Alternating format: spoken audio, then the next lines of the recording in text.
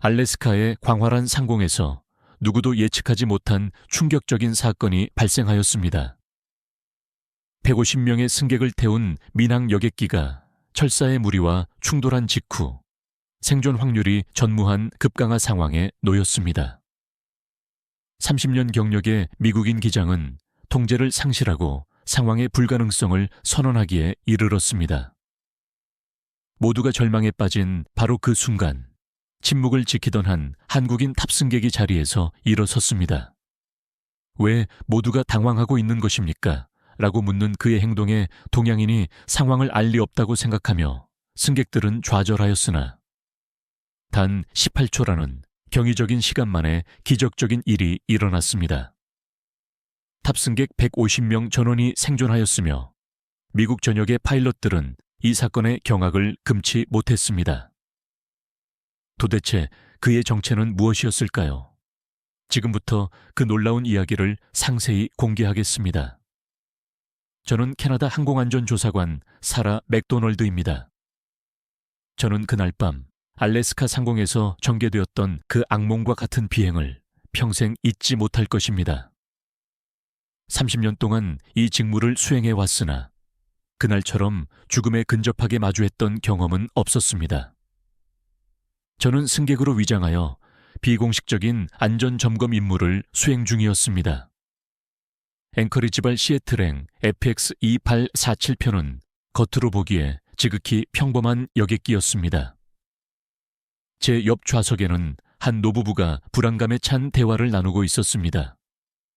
여보, 이런 기상 상황에 정말 이륙해야 하는 걸까요? 내일로 미룰 수는 없을까요? 이미 3번이나 연기되었잖아요. 천두 생일에 맞추려면 오늘 반드시 가야 합니다. 저 역시 내심 불안하였지만 본사로부터 최근 이 노선에서 크고 작은 정비 문제가 보고되었기에 직접 확인하라는 임무를 받아 수행 중이었습니다. FX 2847편 승객들에게 기상 악화로 인해 탑승이 30분 지연된다는 안내 방송이 나왔지만 어느 누구도 놀라지 않았습니다. 오히려 30분 지연으로 끝난 것에 안도하는 표정들이었습니다. 해당 항공기는 화물 여객기였기 때문에 일반 승객은 약 50명 정도였고 나머지는 대부분 화물 운송 관계자들이나 알래스카 유전 노동자들이었습니다. 승무원을 포함하면 총 217명이 탑승할 예정이었습니다. 게이트 밖으로 시선을 돌리니 빗속에서 서둘러 작업을 수행하는 지상 직원들이 눈에 띄었습니다. 그러나 유독 한 사람이 시선을 사로잡았는데 다른 직원들이 서둘러 작업을 마치고 대피하는 동안에도 그는 여전히 기체 주위를 맴돌고 있었습니다. 그는 회색 작업복을 입은 50살 정도의 남성으로 폭우 속에서도 매우 꼼꼼하게 무언가를 확인하고 있었습니다. 그는 왼쪽 엔진 아래를 한참 동안 들여다보더니 오른쪽 엔진으로 이동하여 다시 주의 깊게 살폈습니다. 그의 표정은 매우 진지하였고 근심이 가득해 보였습니다. 저 사람 뭐 하는 거야? 벌써 4번째 점검이잖아. 제 뒤편에서 2명의 지상 직원이 작은 소리로 대화했습니다. 이선우 씨 말이야. 3등 정비사인데 늘 저렇잖아.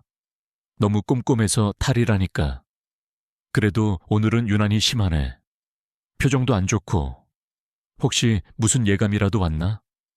가끔 신기하게 문제를 찾아내긴 하던데. 저는 그 대화를 듣고 더욱 자세히 이선우 정비사를 관찰하였습니다. 그는 이제 기체 하부로 들어가 손전등을 비추며 무언가를 확인하고 있었는데 빗물이 얼굴을 타고 흘러내리는 것도 전혀 개의치 않는 듯 했습니다. 드디어 탑승이 시작되었을 때 저는 전체 객실을 관찰하기 용이한 맨 뒤쪽 좌석을 일부러 선택했습니다. 기내로 들어서자 예상대로 화물 여객기 특유의 좁고 낡은 내부, 낮은 천장, 그리고 화물 공간과 객실을 분리하는 얇은 칸막이가 보였습니다. 좌석에 앉아 짐을 정리하던 중 창밖으로 그 정비사가 또다시 보였습니다. 이번에는 다른 정비사 한 명과 함께 있었는데 손짓을 섞어가며 무언가를 열심히 설명하고 있었지만 상대는 고개를 젓더니 어깨를 으쓱하고는 떠나버렸습니다.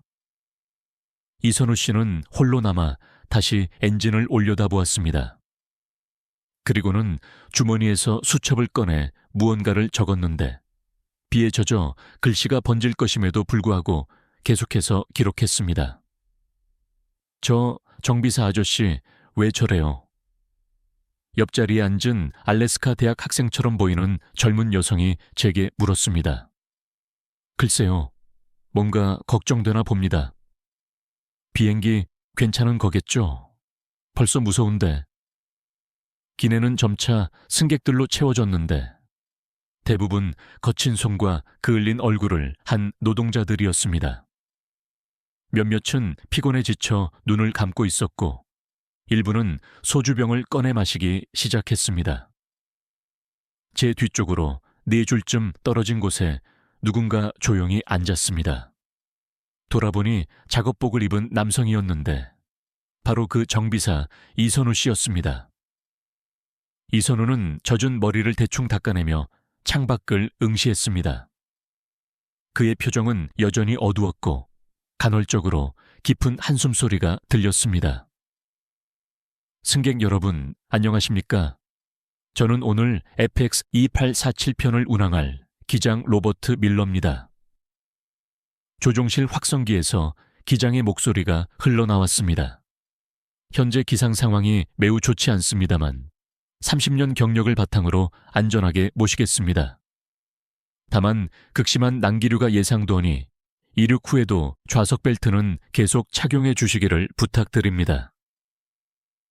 30년 경력이라는 말은 약간의 안심을 주었으나 극심하다는 단어는 제 마음을 불편하게 했습니다. 옆자리 여학생도 불안한지 계속해서 손톱을 물어뜯었습니다. 기체가 활주로로 이동하기 시작했습니다. 창밖은 폭우로 인해 시야가 확보되지 않았으며 가끔 번개가 칠 때만 주변이 잠깐 밝아졌습니다. 엔진 소리가 점차 커지기 시작했는데 저는 왼쪽 엔진에서 미세하게 불규칙한 진동이 느껴지는 것을 감지했습니다.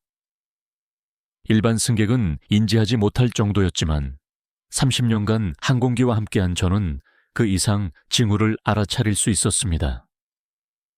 이륙 직전 저는 뒤를 돌아보았습니다. 이선우 씨는 눈을 감고 있었는데 입술이 미세하게 움직이는 것이 보였습니다. 기도를 하는 것 같기도 했고 아니면 무언가를 계산하고 있는 것 같기도 했습니다. 괴음과 함께 기체가 활주로를 박차고 상승했습니다. 순간적으로 강한 횡풍에 기체가 크게 요동쳤고 승객들 사이에서 비명이 터져 나왔습니다. 하지만 그것은 불과 시작에 불과했습니다. 고도 5,000피트를 지날 때부터 난기류가 본격적으로 시작되었습니다. 기체가 롤러코스터를 타는 것처럼 오르락내리락 했고 좌우로도 심하게 흔들렸습니다. 커피를 마시던 승객의 컵이 바닥에 떨어져 깨졌고 선반에서 가방 하나가 복도에 굴러다녔습니다. 엄마, 무서워요. 옆자리 여학생이 제 팔을 꽉 잡았습니다.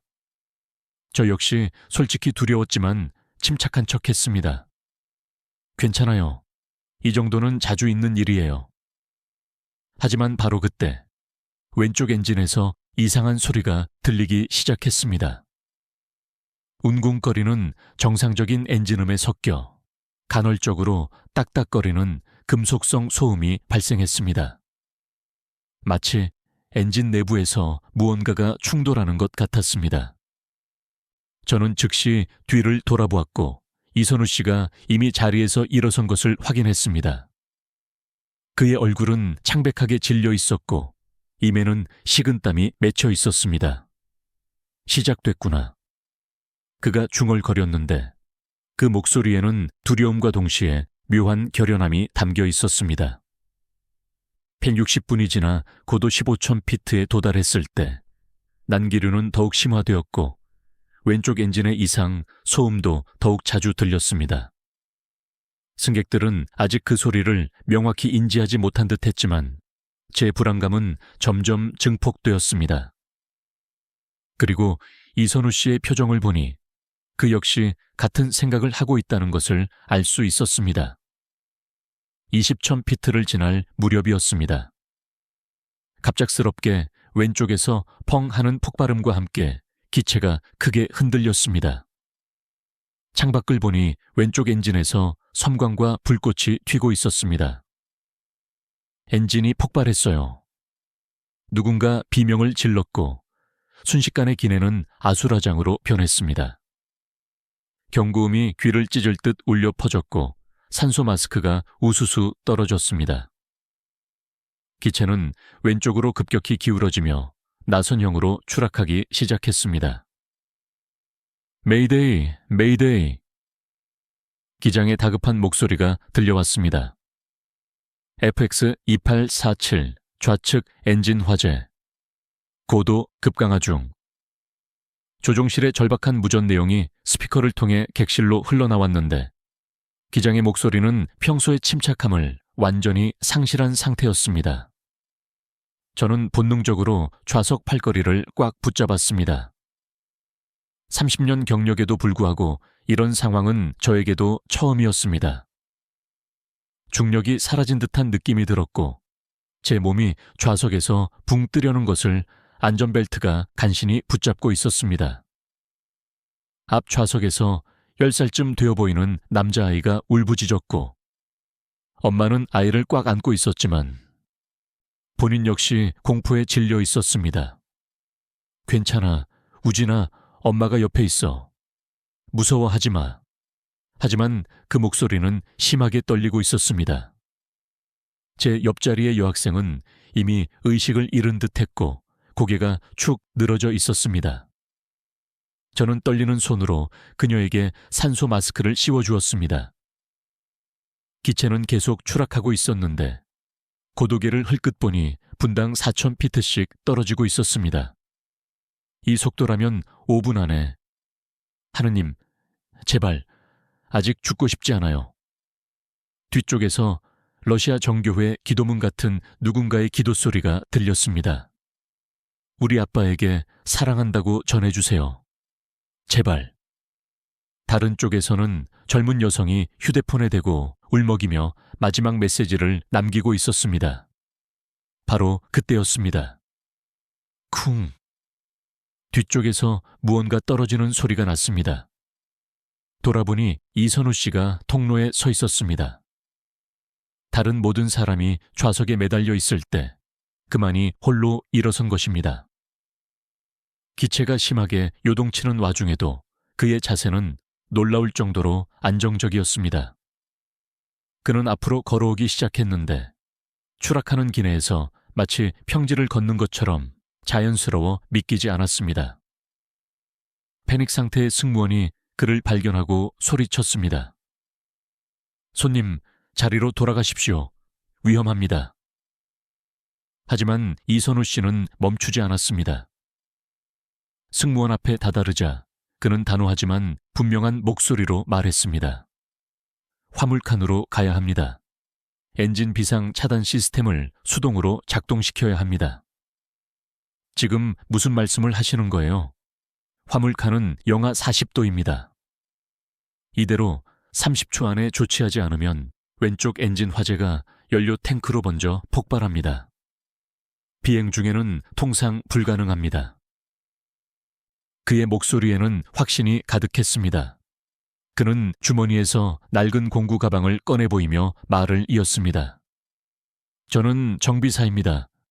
이 기체 제가 점검했습니다. 무엇이 문제인지 알고 있습니다.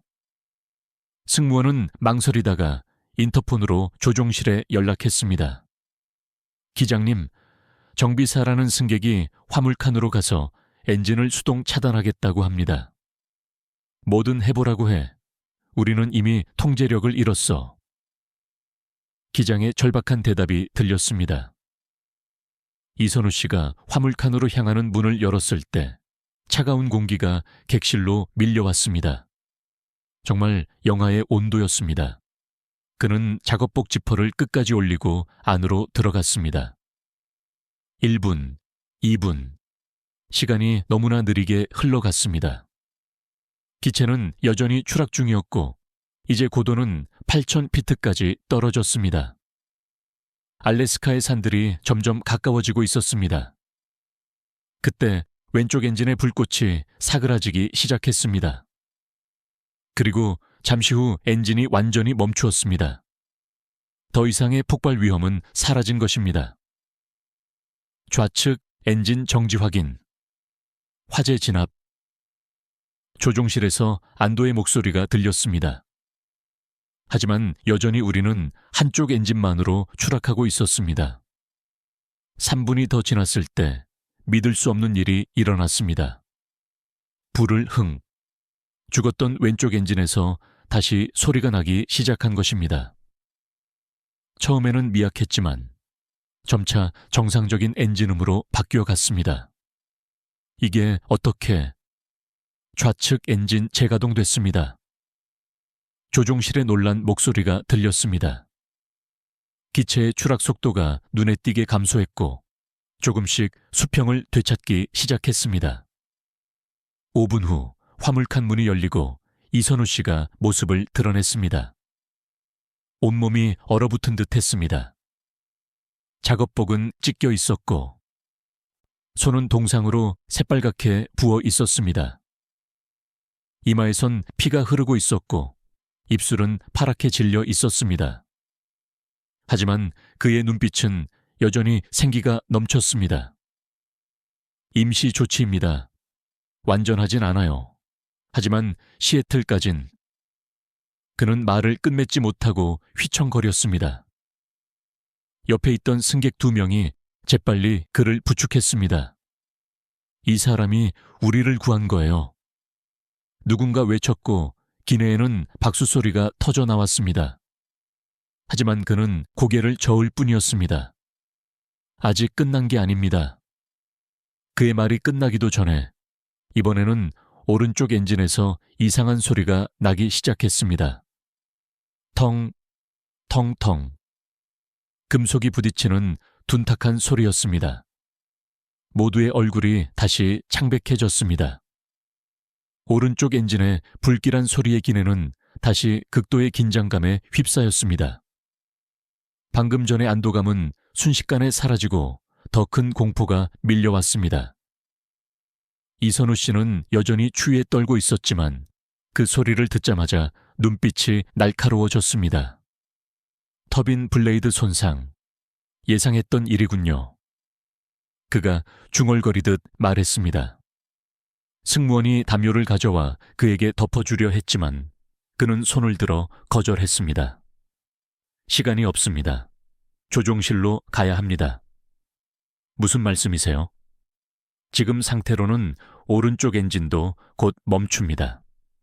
그 전에 조치를 취해야 합니다. 그는 비틀거리면서도 조종실 쪽으로 향했습니다. 이번에는 러시아계 승객 2명이 나섰습니다. 우리가 돕겠습니다. 시베리아 유전에서 20년 일했어요. 극한 상황에는 익숙합니다. 키가 크고 덩치가 좋은 이반이라는 남자와 그의 동료 세르게이였습니다. 둘 다 거친 손과 단단한 체구를 가진 전형적인 현장 노동자들이었습니다. 하지만 바로 그때 뜻밖의 방해가 나타났습니다. 중국계로 보이는 중년 남성이 벌떡 일어나 길을 막아섰습니다. 잠깐만, 이거 이상하지 않습니까? 그는 비즈니스 정장을 입은 40대 남성이었는데 날카로운 눈빛으로 이선우 씨를 쏘아봤습니다. 처음엔 왼쪽 엔진이 고장나고 이 사람이 나타나서 고치고 이제 오른쪽이 고장나니 또 나타났어요. 너무 타이밍이 완벽하지 않습니까? 기내가 순간 조용해졌고 몇몇 승객들이 수군거리기 시작했습니다. 그러고 보니 정비사가 왜 승객으로 타고 있지? 중국계 남성 리 씨, 이 목소리를 높였습니다. 애초에 이 사람이 뭔가 조작한 거 아닙니까? 영웅놀이 하려고. 미쳤어요. 지금 그게 중요해요.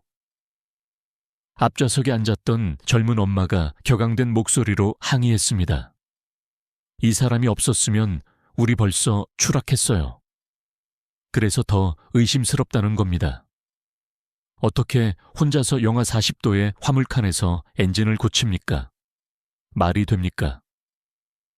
논쟁이 격해지는 동안 이선우 씨는 아무 말도 하지 않았습니다.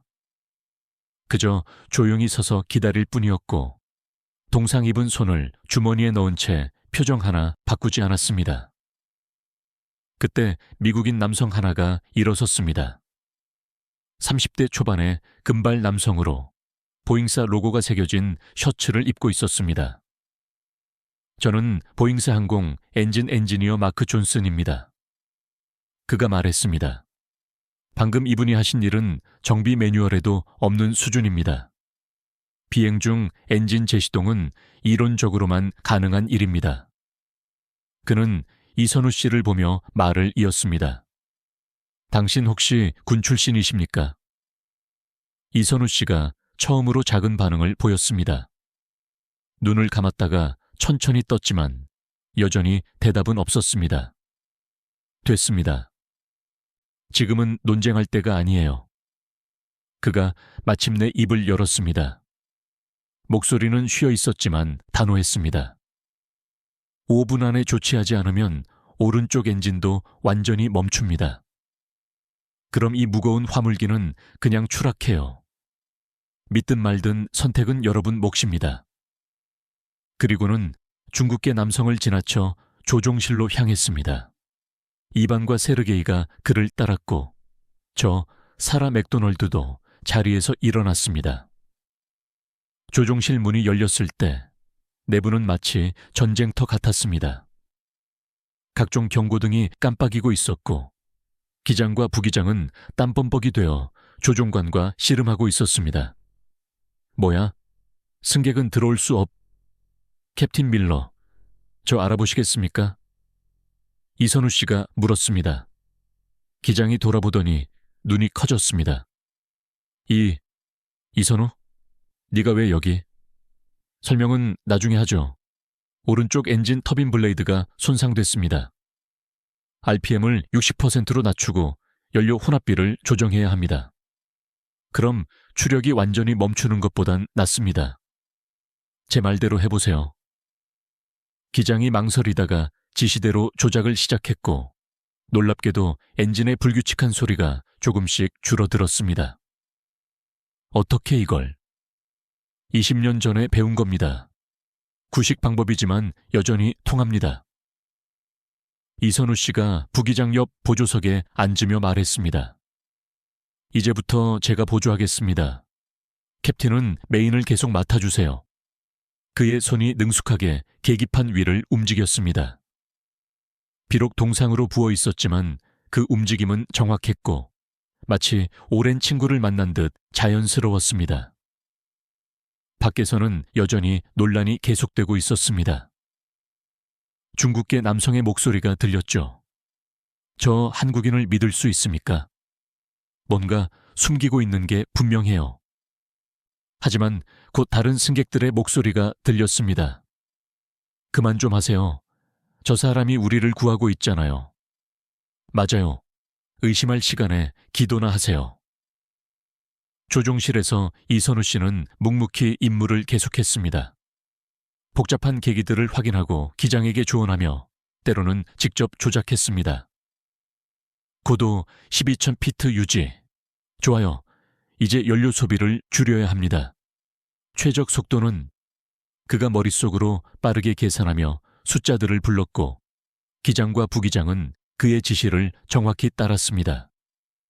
15분이 지났을 때 기적적으로 상황이 안정되기 시작했습니다. 오른쪽 엔진은 여전히 완전하지 않았지만 적어도 작동은 하고 있었고 고도도 더 이상 떨어지지 않았습니다. 믿을 수 없군. 정말 해냈어. 기장이 안도에 한숨을 쉬며 말했습니다. 아직입니다. 시애틀까지 2시간 남았어요. 연료가 문제인데. 이선우 씨가 연료 게이지를 보며 미간을 찌푸렸습니다. 정상적인 소비라면 15분 모자랍니다. 그럼 방법이 있습니다. 하지만 그는 잠시 망설이다가 말을 이었습니다. 제가 직접 조종해야 합니다. 이선우 씨의 발언이 끝나고 잠시 후 조종실에 무거운 침묵이 흘렀습니다. 기장이 놀란 눈으로 그를 바라보았습니다. 네가 조종을? 하지만 민항기는 캡틴, 시간이 없습니다. 믿어주세요. 이선우 씨가 주머니에서 낡은 지갑을 꺼냈습니다. 그리고 비바람에 달은 신분증을 보여줬는데 거기엔 젊은 시절의 그와 함께 대한민국 공군 마크가 선명하게 찍혀 있었습니다. 공군 제10전투비행단 이선우 소령. 부기장이 놀라서 읽었습니다. 전직입니다. 20년 전 일이죠. 그런데 왜 정비사로? 나중에 설명하겠습니다. 지금은 바로 그때였습니다. 오른쪽 엔진에서 큰 폭발음이 들렸습니다. 섬광과 함께 기체가 크게 흔들렸고 오른쪽 엔진이 완전히 멈춰버렸습니다. 이제 정말로 한쪽 엔진만 남은 것입니다. 젠장, 오른쪽 엔진 정지. 기장이 소리쳤습니다. 기체가 다시 기울기 시작했고 고도가 떨어지기 시작했습니다. 이제 끝이야. 한쪽 엔진으론. 부기장의 목소리는 절망적이었습니다. 이선우 씨가 재빨리 기장석으로 이동했습니다. 제가 하겠습니다. 캡틴은 통신을 맡아주세요. 그의 손이 조종관을 잡는 순간 마치 다른 사람이 된 것 같았습니다. 망설임이나 두려움은 전혀 없었고 오직 차분하고 정확한 움직임만이 있었습니다. 남은 엔진 출력 75%, 트림 조정. 러더 왼쪽 15도. 복잡한 조작이 물 흐르듯 이어졌습니다. 한쪽 엔진만으로 균형을 잡는 것은 거의 불가능에 가까운 일이었지만 그는 해내고 있었습니다. 객실에서는 다시 공포가 엄습했습니다. 엔진이 하나 더 멈췄다는 소식에 승객들은 절망했습니다. 이제 정말 끝이구나. 하느님 제발. 울음소리와 기도소리가 뒤섞였고 아까 의심하던 중국계 남성조차 이제는 얼굴이 새파랗게 질려 있었습니다. 그때 기내 방송이 울려 퍼졌습니다. 승객 여러분, 기장입니다. 현재 어려운 상황이지만 최고의 조종사가 컨트롤하고 있습니다. 믿고 기다려주세요. 최고의 조종사라는 말에 승객들이 술렁였습니다. 정비사 아니었어. 뭐가 어떻게 된 거야? 조종실에서 이선우 씨는 놀라운 기술을 선보이고 있었습니다. 한쪽 엔진만으로 고도를 유지하면서도 연료를 최대한 아끼는 비행을 하고 있었습니다. Z 기류를 타면 연료를 30% 절약할 수 있습니다. 고도를 23피트로 올려야 해요. 한쪽 엔진으로 상승이 가능해? 가능합니다. 제가 해봤으니까요. 그는 조종관을 정교하게 조작했고 기체가 서서히 상승하기 시작했습니다. 불가능해 보이는 일이었지만 실제로 일어나고 있었습니다. 30분이 지났을 때 또 다른 문제가 발생했습니다. 유압 압력이 떨어지고 있어. 방향타 반응이. 부기장이 다급히 외쳤습니다. 예상했습니다. 수동으로 전환하죠. 이선우 씨가 차분히 대응했습니다. 그의 이맨 땀이 맺혔지만 손은 전혀 흔들리지 않았습니다. 이건 F-29 전투기 비상 조작법이잖아. 기장이 놀라서 말했습니다. 비슷합니다. 원리는 같으니까요. 바로 그때 믿고 싶지 않은 일이 일어났습니다. 남은 왼쪽 엔진마저 기침을 하기 시작한 것입니다. 털털털. 안 돼. 왼쪽도. 이제 정말로 모든 희망이 사라지는 듯 했습니다.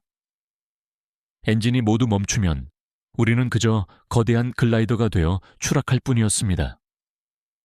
이선우 씨의 얼굴에 처음으로 긴장이 보였지만 그는 곧 눈을 감았다가 뜨더니 놀라운 결정을 내렸습니다. 왼쪽 엔진을 일부러 끕니다. 뭐라고? 그리고 고도 13,000피트에서 제시동을 겁니다. 공기 밀도가 높은 곳에서는 제시동 성공률이 높아요. 미쳤어. 실패하면? 실패는 없습니다. 그는 망설임 없이 엔진을 껐고 순간 기내가 무서운 정적에 빠졌습니다. 엔진 소리가 완전히 사라지자 오직 바람 소리만이 으스스하게 들렸습니다. 고도가 빠르게 떨어졌습니다. 20,000피트, 18,000피트, 15,000피트. 승객들은 이제 최후의 순간을 준비하고 있었고 유서를 쓰는 사람, 가족 사진을 보는 사람, 서로를 껴안고 있는 사람들이 보였습니다. 13,000피트. 지금이다. 이선우 씨가 제시동 버튼을 눌렀습니다. 한 번, 두 번, 세 번. 아무 반응이 없었습니다. 기장과 부기장의 얼굴이 창백해졌습니다. 네 번째 시도. 불을 흥. 엔진이 다시 살아났고 그것도 이전보다 더 힘차게 돌기 시작했습니다. 됐다. 엔진 정상 작동. 조종실의 환호성이 터졌습니다. 하지만 이선우 씨는 여전히 집중하고 있었습니다. 아직입니다. 착륙이 남았어요. 그런데 그가 계기판을 보며 미간을 찌푸렸습니다. 착륙 장치가 작동하지 않네요. 이번엔 정말 모두가 할 말을 잃었습니다. 바퀴 없이 어떻게 착륙할 수 있단 말인가요? 그때 객실에서 또다시 소동이 일어났습니다.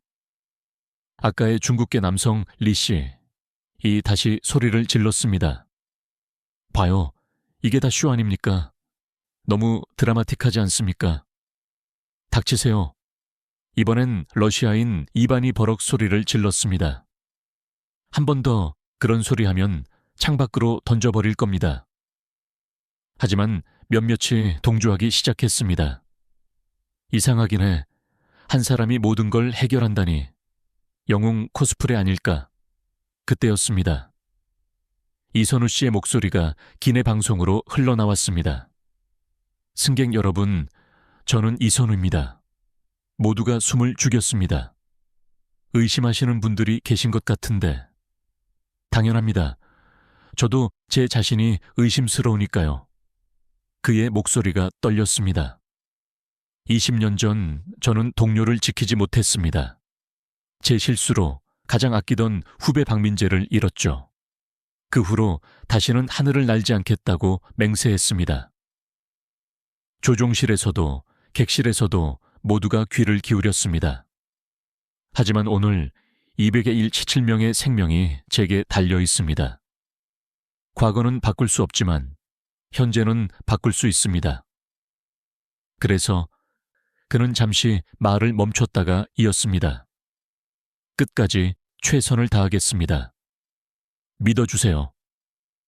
이선우 씨의 진솔한 방송이 끝나자 기내 분위기가 미묘하게 바뀌었습니다.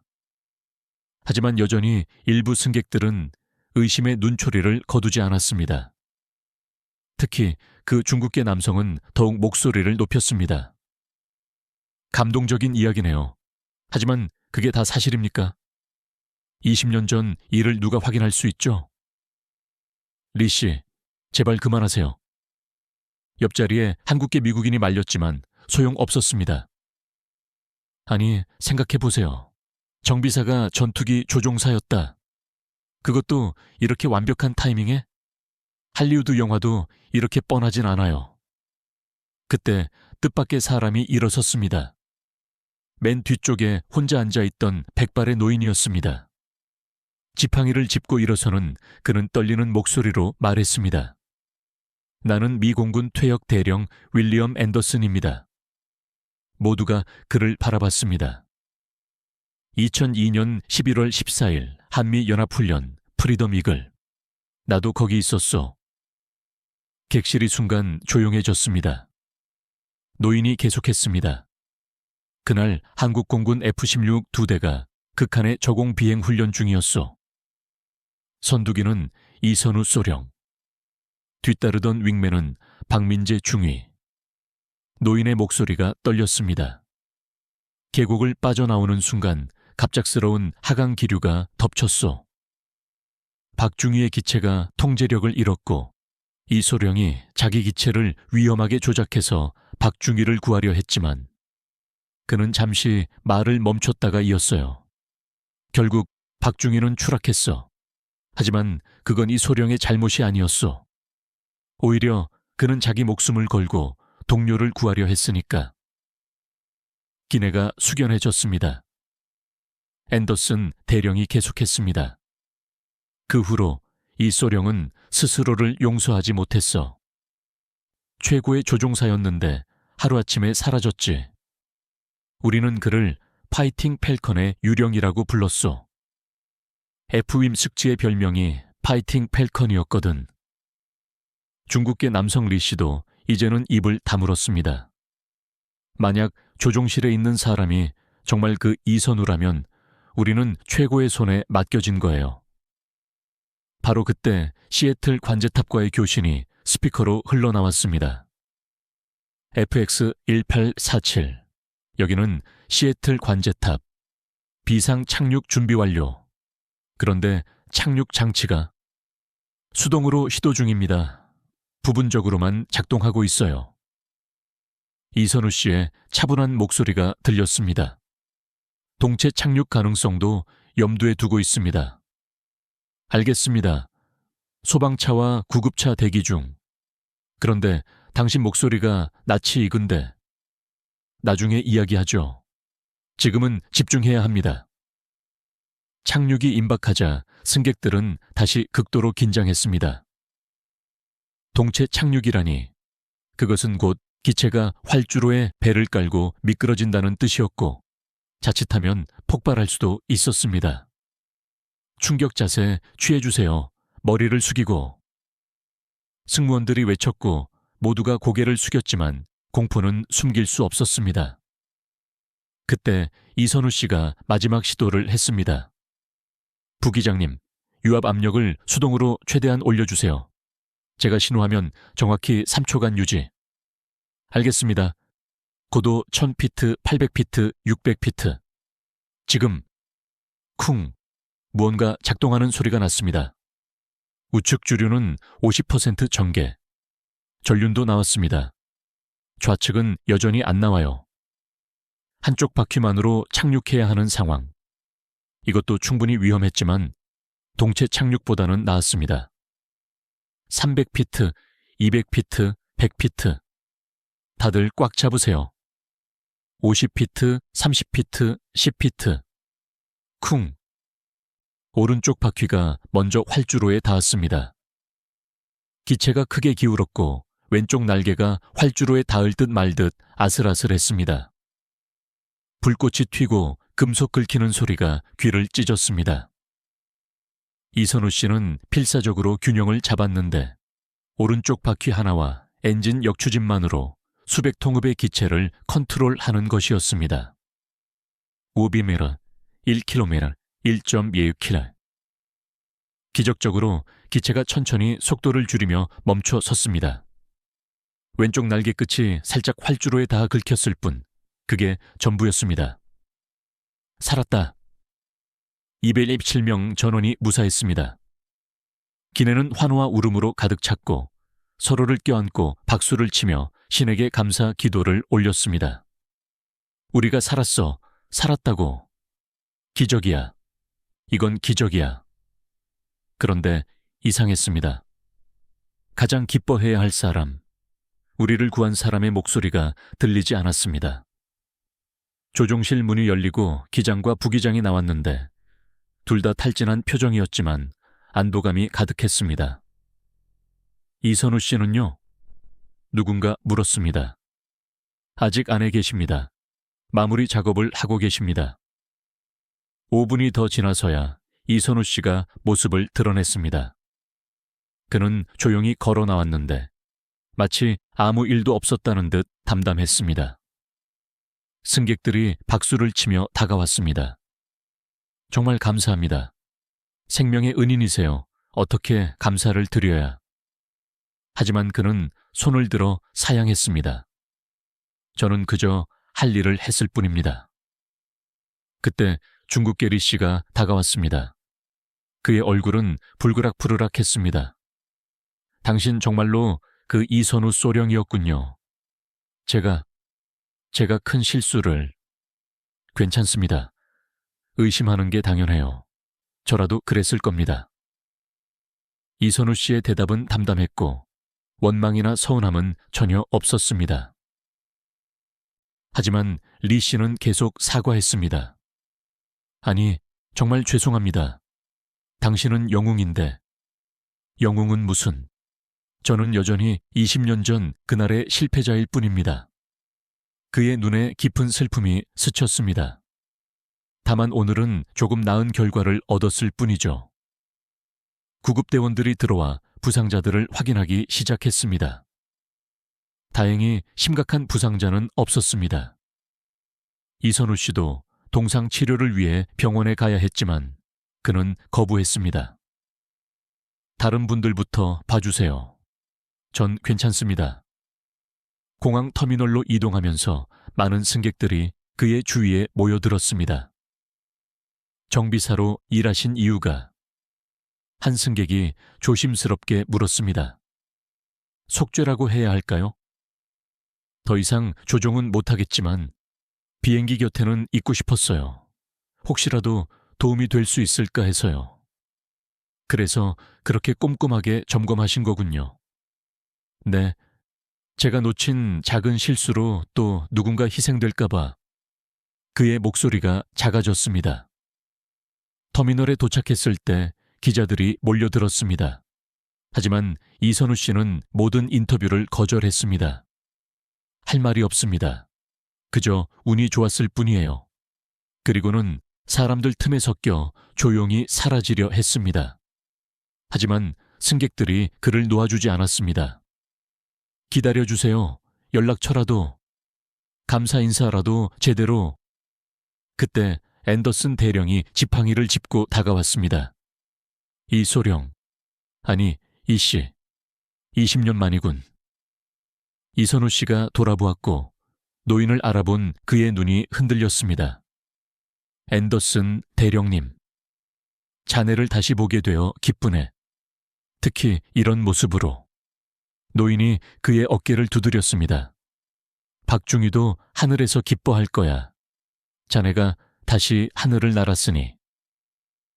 이선우 씨의 눈가가 촉촉해졌지만 그는 고개를 저었습니다. 아닙니다. 전 여전히... 그만 자책하게. 오늘 자네는 287명을 구했어. 그것만으로도 충분해. 하지만 바로 그때 공항 직원이 다급히 뛰어왔습니다.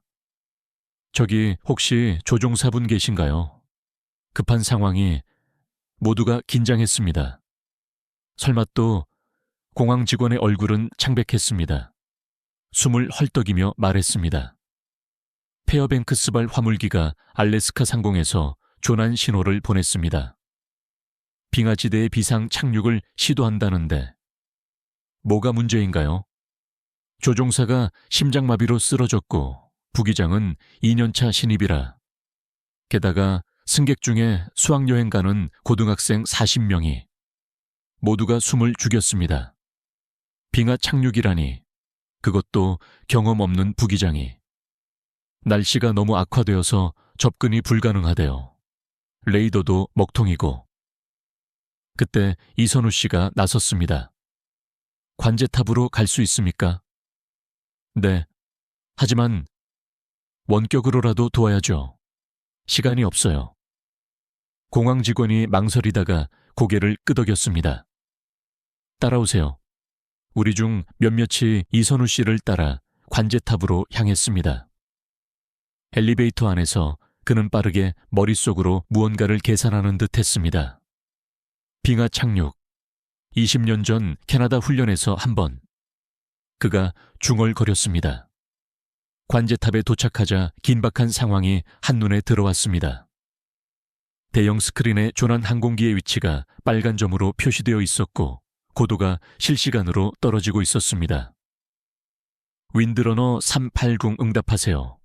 여기는 시애틀 관제탑. 하지만 잡음만 들릴 뿐이었습니다. 통신 상태가 너무 안 좋아요.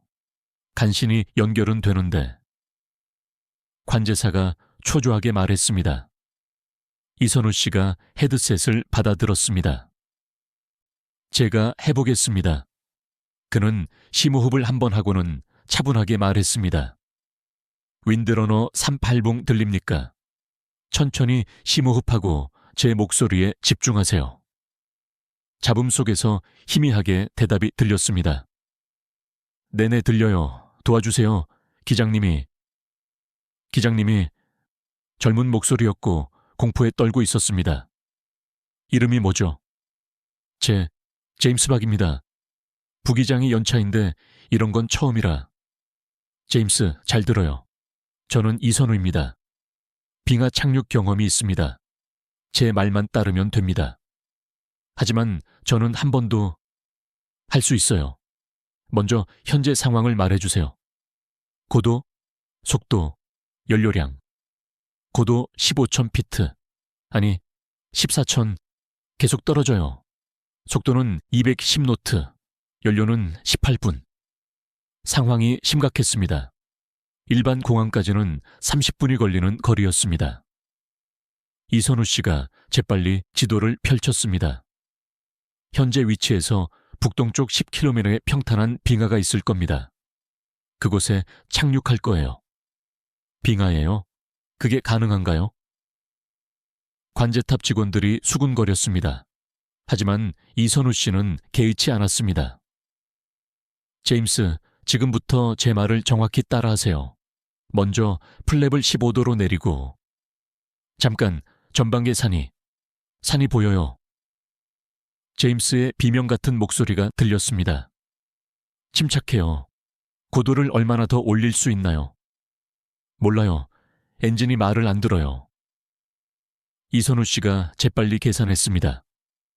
좌측으로 15도 선회하세요. 천천히, 급하게 하지 말고. 네. 스크린에서 빨간 점이 천천히 움직였습니다. 아슬아슬하게 산을 피해가고 있었습니다. 잘하고 있어요. 이제 고도를 8,000피트로 낮추세요. 낮춰요? 산이 많은데. 제가 안내할 테니 믿으세요.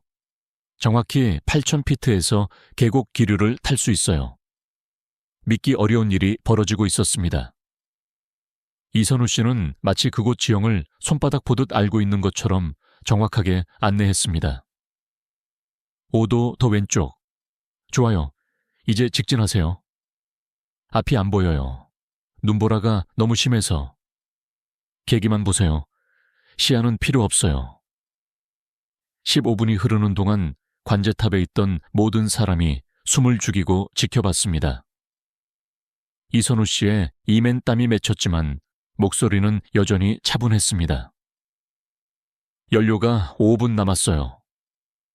제임스의 절박한 목소리가 들렸습니다. 충분해요. 이제 고도 3,000피트로 낮추고 속도를 150노트로 줄이세요. 여기가 빙하인가요? 맞아요. 보이는 대로 설명해 주세요. 하얗게 평평해 보이는데 확실하지 않아요. 이선우 씨가 눈을 감고 무언가를 떠올리는 듯 하더니 말했습니다. 왼쪽에 검은 바위가 보일 거예요. 그걸 기준으로 산편 오른쪽이 가장 평탄한 지점입니다. 어떻게 그걸? 관제사가 놀라서 중얼거렸습니다. 봤어요. 검은 바위가 보여요. 제임스의 목소리에 희망이 섞였습니다. 좋아요. 이제가 제일 중요해요. 접지 순간 엔진을 끄고 즉시 역추진을 걸어야 해요. 빙판이라 미끄러질 겁니다. 알겠습니다. 1000피트, 500피트, 300피트. 플랩 최대. 속도 110노트 유지. 100피트, 50피트. 지금 엔진 컷. 쿵. 무정위에서 큰 소리가 났습니다. 그리고는 정적. 1초, 2초, 3초. 성공했어요. 착륙했어요. 미끄러지고 있는데 멈췄어요. 모두 무사해요. 관제탑이 환호성으로 가득 찼습니다. 불가능해 보였던 빙하 착륙에 성공한 것입니다. 학생들도 다 무사해요. 선생님들이 울고 계세요. 정말 정말 감사합니다. 제임스의 목소리도 울먹였습니다. 이선우 씨가 헤드셋을 벗으며 깊은 한숨을 내쉬었습니다. 온몸이 땀으로 흠뻑 젖어 있었습니다. 어떻게 그 지형을 그렇게 정확히 아셨어요? 관제사가 물었습니다. 1998년 캐나다 연합훈련 때 그 지역에서 비상 착륙 훈련을 했었습니다. 한 번 본 지형은 잊지 않습니다. 그는 지친 듯 의자에 주저앉았고 그때서야 우리는 그의 손이 미세하게 떨리고 있다는 걸 알았습니다. 정말 대단하십니다. 누군가 말했지만 그는 고개를 저었습니다. 운이 좋았어요. 제임스가 잘 따라줬고. 하지만 그때 그의 몸이 휘청했습니다. 제가 재빨리 부축했습니다. 보니 그의 작업복 아래로 피가 배어 나오고 있었습니다. 언제 다치신 거예요? 아까 화물칸에서. 별거 아닙니다. 하지만 별거 아닌 상처는 아니었습니다. 응급실로 실려간 그는 갈비뼈 2개가 부러지고 내부 출혈이 있었습니다. 그 상태로 비행기를 조종하고 또 다른 비행기를 구한 것입니다. 병원 대기실에는 많은 사람들이 모여 있었습니다. 우리 비행기 승객들뿐 아니라 방금 구조된 알래스카 비행기의 가족들까지도요. 특히 한 여고생이 눈물을 흘리며 기다리고 있었습니다. 우리 언니가 그 비행기에 있었어요. 살려주신 분께 꼭 감사 인사를. 3시간 후 의사가 나왔습니다. 다행히 위험한 상태는 넘겼습니다. 하지만 절대 안정이 필요해요. 모두가 안도의 한숨을 쉬었습니다. 다음 날 아침 병실 앞은 여전히 사람들로 붐볐습니다. 하지만 이선우 씨는 면회를 거절했습니다. 왜 만나주지 않는 거예요? 한 간호사가 물었습니다. 그분들이 저 때문에 불편해하실 필요 없어요. 전 그저 뭐요? 할 일을 했을 뿐이에요. 이틀이 지났지만 병실 앞의 사람들은 줄어들지 않았습니다. 오히려 더 많은 이들이 찾아왔습니다. 뉴스를 통해 이야기가 알려지면서 전국에서 감사의 편지와 꽃다발이 쏟아졌습니다. 병원 측에서는 이선우 씨를 위한 기자회견을 제안했지만 그는 단호히 거절했습니다. 저는 뉴스거리가 아닙니다. 그냥 조용히 지내고 싶어요. 하지만 세상은 그를 그냥 두지 않았습니다. 셋째 날 한국 국방부에서 특사단이 왔습니다. 별을 단 장성들이 병실 앞까지 왔지만 역시 면회가 거절되었습니다. 이선우 중령님께 전해주세요. 한 장군이 간호사에게 서류 봉투를 건네며 말했습니다. 대한민국 공군은 당신을 잊지 않았다고. 그리고 언제든 돌아올 자리가 있다고요. 봉투 안에는 명예 진급 발령과 함께 특별 공로 훈장 수여 문서가 들어 있었습니다. 하지만 다음 날 아침 그 서류들은 병원 안내 데스크에 정중히 반환되어 있었습니다. 짧은 메모와 함께요. 과거는 과거로 남겨두겠습니다. 감사합니다. 그날 오후 저는 마침내 이선우 씨와 단독으로 만날 수 있었습니다. 항공안전조사관이라는 신분을 밝히고 공식 인터뷰를 요청했더니 처음으로 허락이 떨어진 것이었습니다. 병실에 들어서자 그는 창밖을 바라보며 앉아 있었습니다. 붕대는 많이 줄었지만 여전히 창백해 보였습니다. 왜 오셨습니까? 진실이 궁금해서요. 왜 20년 동안 숨어 계셨는지, 왜 다시 조종관을 잡았는지. 긴 침묵이 흘렀습니다. 창밖으로 비행기가 지나가는 게 보였고 그의 눈이 그것을 따라갔습니다. 좋아했어요. 하늘을 나는 게 어릴 때부터 꿈이었죠. 공군에 들어가서 F-16을 처음 몰았을 때 이게 내 운명이라고 생각했어요. 그가 천천히 말하기 시작했습니다. 승승장구했죠. 시험 비행 조종사가 됐고 누구도 안 하려는 위험한 미션들을 다 맡았어요. 실패한 적이 없었으니까요. 그러다 박민재 중위를 만난 거죠. 네, 민재는 제 후배였어요. 재능도 있었고 열정도 넘쳤죠. 저를 형처럼 따랐고 저도 그를 동생처럼 아꼈어요. 그의 목소리가 떨렸습니다. 그날 2002년 11월 14일 한미연합훈련 마지막 날이었어요. 극한 저공비행 훈련이었죠. 저는 선두였고 민재가 제 뒤를 따랐어요. 계곡에서 하강기류가 네, 갑자기였어요. 민재의 기체가 흔들렸고 전 즉시 고도를 낮춰 끌어올리려 했죠. 제 기체를 방패 삼아서 그가 눈을 감았습니다. 하지만 모자랐어요. 1초, 단 1초가. 민재는 제 눈앞에서 추락했어요. 탈출도 못하고. 조사 결과 당신의 잘못이 아니었다고 들었습니다. 그게 무슨 소용입니까? 그가 눈을 떴습니다. 그 눈엔 20년 동안 갇혀있던 고통이 담겨 있었습니다. 제가 더 빨랐어야 했어요. 더 정확했어야 했죠.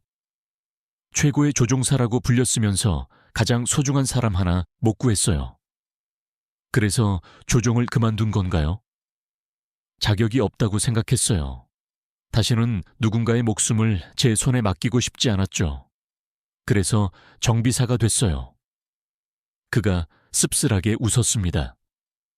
지상에서라도 비행기 곁에 있고 싶었어요. 혹시 제가 놓친 작은 결함이 또 다른 민재를 만들까봐. 매일 점검하고 또 점검했죠. 그렇게 10년을, 네, 조용히 살았어요. 아무도 모르는 곳에서, 아무도 주목하지 않는 일을 하면서. 그런데 왜 그날 밤엔 다시 조종관을 잡으셨어요? 그가 저를 똑바로 쳐다보았습니다. 217명이었어요. 그중엔 10살짜리 아이도 있었고 할머니도 있었고 갓 20살 된 학생도 있었죠. 모두가 집에 돌아가길 기다리는 가족이 있었어요. 그래서 민재를 구하지 못한 건 바꿀 수 없지만 그들은 구할 수 있었어요. 제 과거보다 그들의 미래가 더 중요했죠. 그의 눈가가 촉촉해졌습니다. 그리고 솔직히 말하면 조종관을 잡는 순간 깨달았어요. 제가 얼마나 하늘을 그리워했는지를요. 돌아갈 생각은 없으신가요? 공군으로, 아니면 민간 항공사로? 모르겠습니다. 그가 고개를 저었습니다. 아직 제 자신을 용서하지 못했어요. 오늘 삼식인 6명을 구했다고 해서 민재에 대한 빚이 사라지는 건 아니니까요. 하지만 박민재 중이라면 뭐라고 했을까요? 형이 10년 동안 스스로를 가두고 있는 걸 보면 그가 멈칫했습니다. 민재라면 한참을 침묵하던 그가 작게 웃었습니다. 화를 냈겠죠. 왜 멋대로 책임지냐고, 왜 나 때문에 인생을 망치냐고. 그럼 이제는 조금씩 생각해 보겠습니다. 앞으로를요. 병실을 나오면서 저는 한 가지를 확신했습니다. 이선우라는 사람은 단순한 영웅이 아니라는 것을. 그는 상처받은 인간이었고 그 상처와 함께 사는 법을 배운 사람이었죠.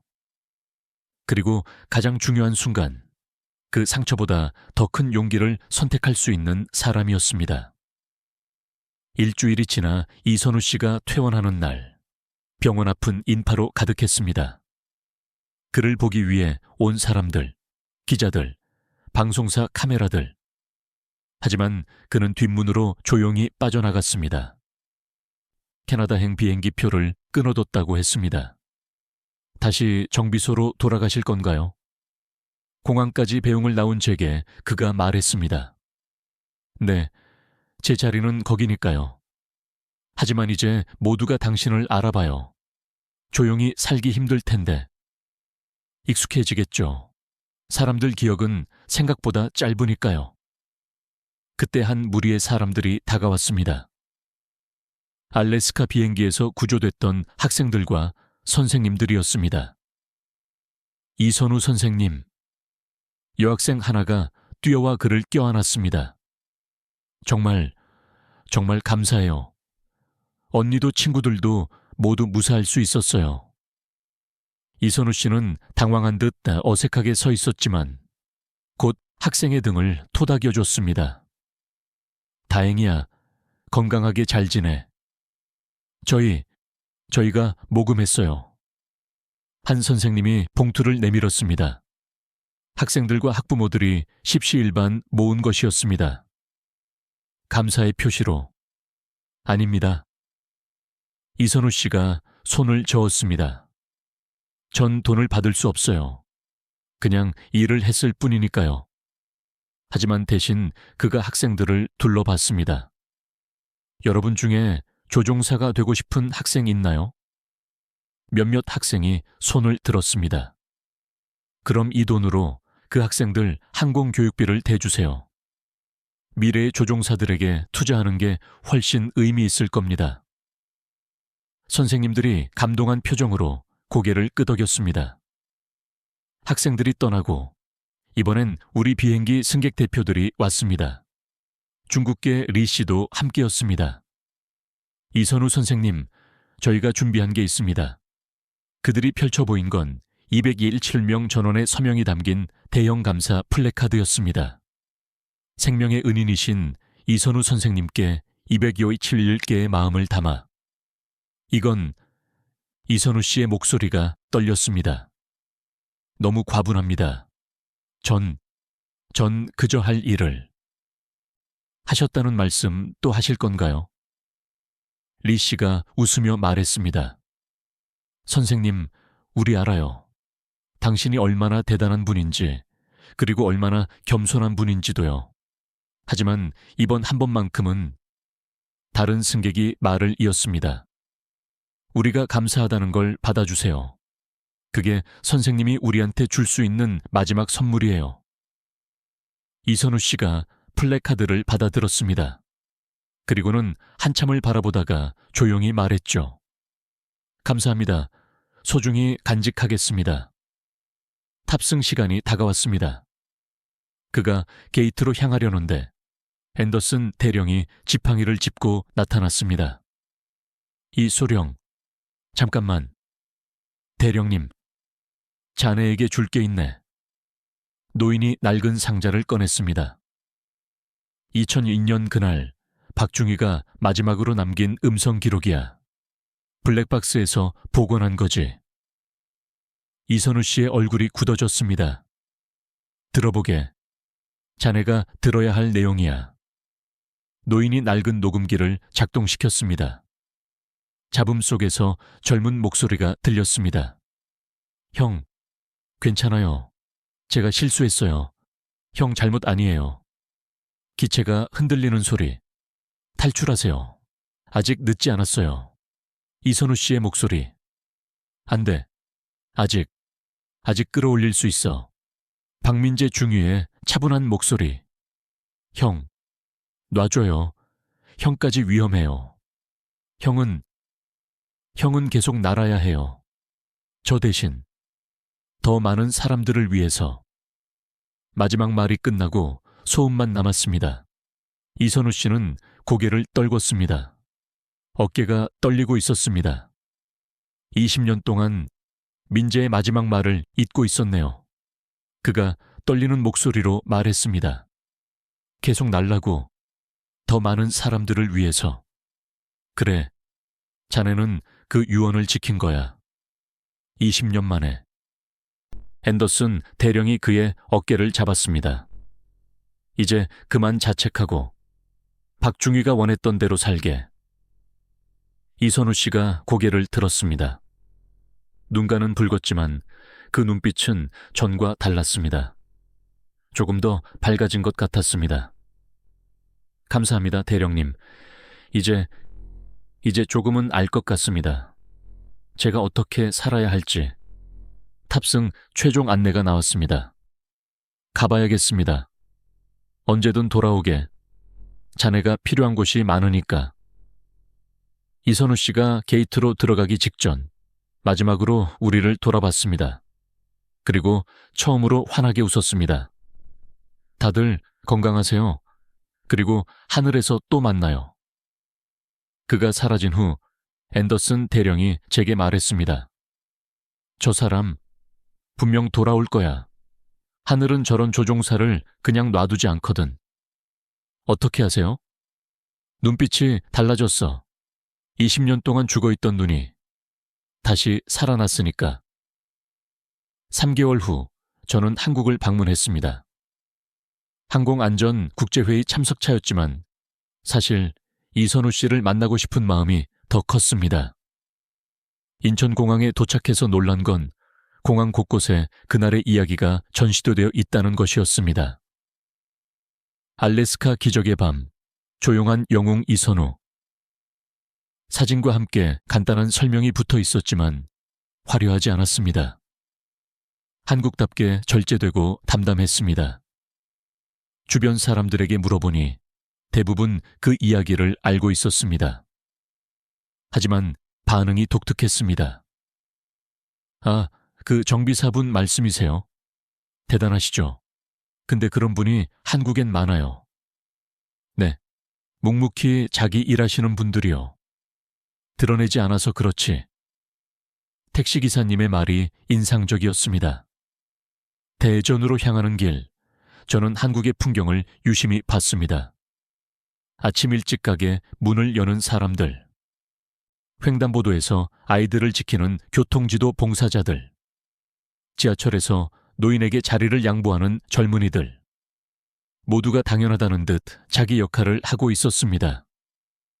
대전 외곽의 작은 정비소, 주소를 따라 찾아가니 생각보다 작은 건물이었어요. 찾으시는 분 있으세요? 젊은 정비사가 물었습니다. 이선우 씨 계신가요? 아, 이 선생님이요. 지금 안에서 수업 중이세요. 수업이요? 경납고 안으로 들어가니 놀라운 광경이 펼쳐졌습니다. 20명쯤 되는 학생들이 항공기 부품을 앞에 두고 이선우 씨의 설명을 듣고 있었습니다. 엔진의 심장은 터빈이에요. 이 작은 날개들이 초속 300m로 회전하면서 그의 목소리는 부드러웠지만 열정이 담겨 있었고 학생들도 눈을 빛내며 듣고 있었습니다. 수업이 끝나고 학생들이 나간 후 그가 저를 발견했습니다. 맥도널드 조사관님, 보고 싶어서 왔어요. 잘 지내시는 것 같네요. 그가 웃었습니다. 전보다 훨씬 밝아진 얼굴이었습니다. 덕분에요. 요즘은 이렇게 아이들 가르치는 재미로 살아요. 무료로 가르치신다고 들었어요. 형편이 어려운 아이들이에요. 꿈은 있는데 기회가 없었던. 제가 도울 수 있다면 당연히 해야죠. 우리는 정비소 옆 작은 카페에 앉았습니다. 많이 달라지셨네요. 제가 말했어요. 네. 앤더슨 대령님이 주신 녹음을 듣고 많은 걸 깨달았어요. 민재가 원했던 건 제가 자책하며 사는 게 아니었더라고요. 그래서 이렇게, 네, 미래의 조종사들을 키우는 거예요. 민재도 누군가의 스승이 되고 싶어 했거든요. 제가 대신하는 거죠. 혹시 다시 조종관을 잡을 생각은? 그가 창밖을 봤습니다. 마침 훌륭이 한 대가 하늘을 가로지르고 있었습니다. 가끔 생각해요. 하지만 아직은 여기가 제 자리인 것 같아요. 지상에서도 할 수 있는 일이 많더라고요. 그때 한 학생이 뛰어들어왔습니다. 선생님, 제가 합격했어요. 공군사관학교. 정말 축하한다, 민호야. 이선우 씨의 얼굴에 환한 웃음이 번졌습니다. 그 웃음을 보며 저는 알았습니다. 이 사람은 자기만의 방식으로 하늘을 날고 있다는 것을. 사흘을 더 한국에 머물며 저는 많은 것을 배웠습니다. 서울의 한 소방서에서 만난 20년 경력 소방관. 그는 수백 명을 구했지만 단 한 번도 인터뷰를 하지 않았다고 했습니다. 제 일인데 뭐요? 당연한 거 아닙니까? 부산의 한 의사는 매주 무료 진료를 했지만 이름을 밝히지 않았습니다. 환자들이 편하게 오려면 유명하지 않은 게 나아요. 대구의 한 교사는 30년간 어려운 학생들을 몰래 지원했지만 은퇴할 때까지 아무도 몰랐다고 합니다. 가르치는 게 제 일인데 그 정도는 해야죠. 한국 사람들은 입버릇처럼 말했습니다. 별거 아니에요. 당연한 일이죠. 제 일인데요. 하지만 그 당연함 속에 얼마나 큰 헌신이 숨어 있는지 저는 이제 알았습니다. 한국을 떠나는 날, 이선우 씨가 공항까지 배웅을 나왔습니다. 다시 와주셔서 감사했어요. 아니요, 제가 더 많이 배웠어요. 한국에서, 그리고 선생님에게서. 배울 게 뭐 있나요? 그가 웃었습니다. 행동이 말보다 중요하다는 것. 영웅은 조용히 온다는 것. 진짜 용기는 과거를 극복하는 거라는 것. 과찬이십니다. 그리고 가장 중요한 건 저는 그의 눈을 똑바로 봤습니다. 상처받은 사람도 다시 날 수 있다는 거예요. 자기만의 방식으로요. 그의 눈가가 붉어졌지만 미소는 여전했습니다. 감사합니다. 그 말 잊지 않을게요. 비행기에 오르며 창밖을 내다봤습니다. 이선우 씨가 손을 흔들고 있었습니다. 그리고 그 뒤로 수많은 사람들이 각자의 자리에서 묵묵히 일하고 있었습니다. 한국 조용한 영웅들의 나라. 그들은 박수를 요구하지 않지만 가장 필요한 순간은 망설임 없이 손을 내밉니다. 그들은 과거에 갇히지 않고 미래를 향해 조용히 걸어가며 그 조용한 걸음이 모여 기적을 만들어냅니다. 지금까지 알래스카 상공에서 펼쳐진 기적의 이야기, 이선우 소령의 헌신적인 삶에 대한 깊은 여정이었습니다. 평범한 정비사로 살던 한 남자가 절체절명의 순간 280명을 구하고 뒤이어 또 다른 89명의 생명까지 책임지며 총 306명을 구해낸 감동적인 실화입니다. 진정한 영웅은 망토를 두르고 하늘을 나는 사람이 아니라 가장 필요한 순간 조용히 자신의 자리에서 손을 내미는 사람이라는 것을 다시 한번 깨닫게 됩니다. 이선우 씨처럼 우리 주변엔 얼마나 많은 숨은 영웅들이 있을까요?